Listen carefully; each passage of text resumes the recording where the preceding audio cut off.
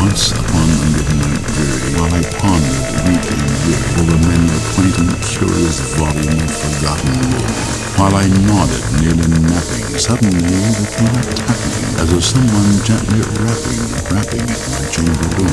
'Tis some visitor, I muttered, only this and nothing more. Ah, distinctly I remember, it was in the bleak December, and each separate dying ember brought its ghost upon the floor.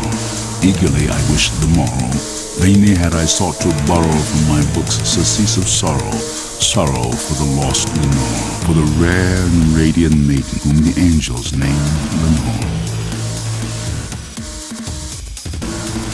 And the silken, sad, uncertain rustling of each purple curtain thrilled me, filled me with fantastic terrors never felt before, so that now to still the beating of my heart I stood repeating, 'tis some visitor entreating entrance at my chamber door. This it is, and nothing more.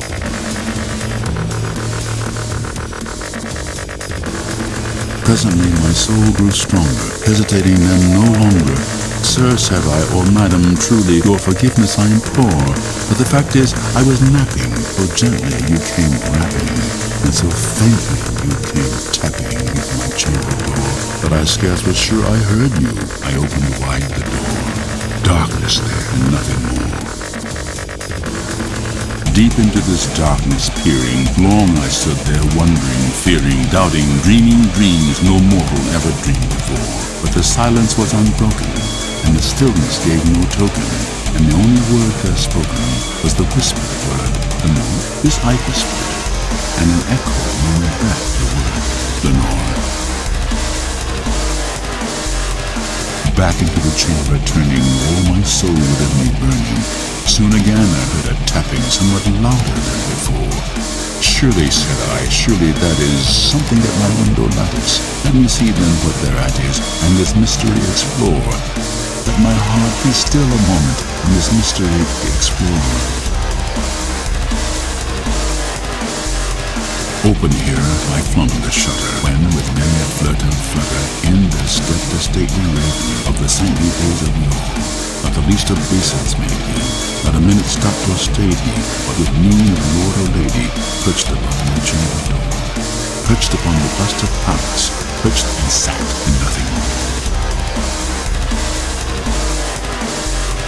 Then this ebony bird beguiling my sad fancy was smiling by the grave and stern decorum of the countenance it wore. Though thy crest be shorn and shaven, thou, I said, art sure no grave, ghastly grin and ancient raven wandering from the nightly shore. Tell me what thy lordly name is on the night's Plutonian shore, quoth the raven. Much I marveled at this ungainly fowl to hear discourse so plainly, though its answer little meaning, little relevancy bore. For we cannot help but dream that no living human being ever yet was blessed with seeing bird above his chamber door, bird or beast upon the sculptured bust above his chamber door, with such a name as Nevermore. But the raven sitting lonely on the placid bust spoke only that one word, as if his soul in that one word he did. Nothing further than he uttered, not a feather than he fluttered, till I scarcely more than muttered, other friends have flown before. On the morrow he will leave me, as my hopes flown before.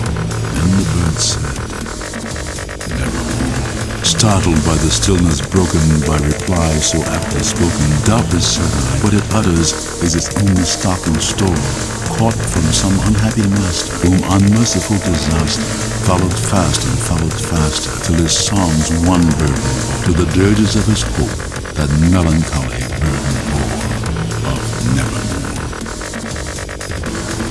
But the raven still beguiling my sad fancy into smiling, straight I wheeled a cushioned seat in front of bird and bust and door. Then upon the velvet sinking, I betook myself to linking fancy into fancy, thinking what this ominous bird of lore, what this grim, ungainly, ghastly, gaunt and ominous bird of yore meant in croaking Nevermore. This I sat engaged in guessing, but no syllable expressing to the fowl whose fiery eyes now burned into my bosom's core. This and more I sat divining, with my head at ease reclining on the cushion's velvet lining, that the lamplight gloated o'er, but whose velvet violet lining the lamplight gloating o'er she shall press, nevermore. Then methought the air grew denser, perfumed from some unseen censer, swung by seraphim whose footfall tinkled on the tufted floor. Wretch, I cried, thy God hath lent thee, by these angels he hath sent thee, respite, respite, and nepenthe from thy memories of the Lord. Quaff, oh quaff this kind nepenthe, and forget is lost to know. Quoth the raven, nevermore. Prophet said I, thing of evil, prophet still if bird or devil, whether tempter sent or whether tempest tossed thee here ashore. Desolate yet all undaunted on this desert land enchanted, on this home by horror haunted. Tell me truly, I implore, is there balm in Gilead? Tell me, I implore, quoth the raven, nevermore. Prophet said I, thing of evil, prophet still if bird or devil, by that heaven that bends above us, by that God we both adore. Tell this soul with sorrow laden, if within the distant Aden, it shall clasp a sainted maiden, whom the angels name Renew. Clasp a rare and radiant maiden, whom the angels name Renew. Quoth the raven, nevermore. Be that word our sign of parting, bird or fiend I shrieked of starting. Get thee back into the tempest and the night's Plutonian shore. Leave no black plume as a token of that lie thy soul hath spoken. Leave my loneliness unbroken. Quit the bust above my door. Take thy beak from off my heart, and take thy form from off my door. Quoth the raven, nevermore.